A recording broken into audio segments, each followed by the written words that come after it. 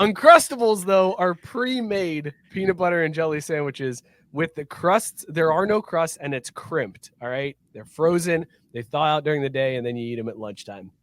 Apparently, NFL players love them. They are all about Uncrustables because a story from The Athletic came out this week, and they revealed that NFL teams eat approximately 80,000 Uncrustables throughout the season from the start of training camp through the end of the season. 80,000 Uncrustables are consumed by NFL players. That's insane. They're just a league of 5-year-olds. 80,000? 80,000. They broke it down, and they actually, whoever this reporter is, reached out to teams to determine how many Uncrustables are consumed by their team each week. That's what I want to know.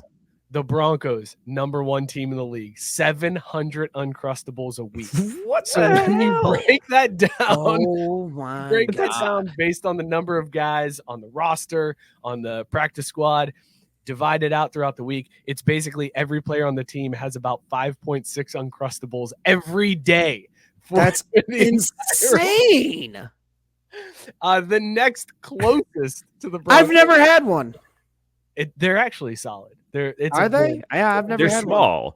They are small. I've seen them. I know exactly what they look like, but they just don't appeal to me. I'm like a frozen fucking peanut butter and jelly sandwich. What the hell? No, Here's I'm the good. problem. Or like 5 of them. Here's the problem. When your kid tells you at lunchtime, I want an Uncrustable, and you're like, well, you're fucked then, because you should have told me that at 8:00 this morning when I could have thrown this on the counter.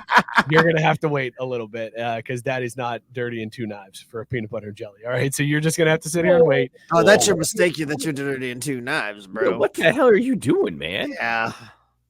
You better learn how to. You better learn how to make. No, motherfucker! Don't you dare try to act like there's going to be any cross contamination. You know why? Because you're a big boy. You're an adult. You learn how to wipe that fucking knife on that bread. There ain't no cross contamination, you son of a bitch. There is you use always leftover. No, there's not always leftover if you're an adult. Know what you're doing.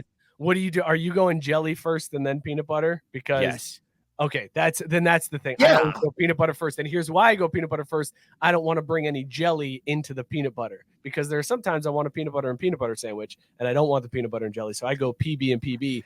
So I don't want any jelly. Peanut butter, a sandwich, and cheese is not. That's some bullshit, though. It's nut butter. That's why. Nut butter. Butter from nuts. Cheese is cow nut butter, basically. Like nuts, what else? Nuts were in the meat section on the pyramid, on the food pyramid. That's a good point. Protein. It's meat. Sorry, you lose. But anyways, I always go peanut butter first because I don't care if peanut butter gets in the jelly because the only time I'm eating jelly is when it's with peanut butter, but I will have peanut butter without jelly, so I don't want any jelly making its way into the peanut butter. So maybe that's where, because there's never a clean knife after peanut butter. Yeah, you wipe it on the bread, but bro, there's peanut butter streaks. It's like incontinent man underwear on that knife after you're done with the peanut butter. There are just brown streaks all over that sumbitch. Getting back to Whitey's comment about underwear and Uncrustables. Full circle. The Seahawks are the second place team. They eat 320 Uncrustables a week among their absurd. Broncos are double the amount of Uncrustables. That's nuts, man. At the bottom of the list is the Saints and the Bengals eating about 50 Uncrustables a week. It's the first time I've ever felt good about my team being at the bottom of a list where I'm like, I'm good. I'm okay with that. I'm okay that we're not eating the same thing my kindergartner eats for lunch.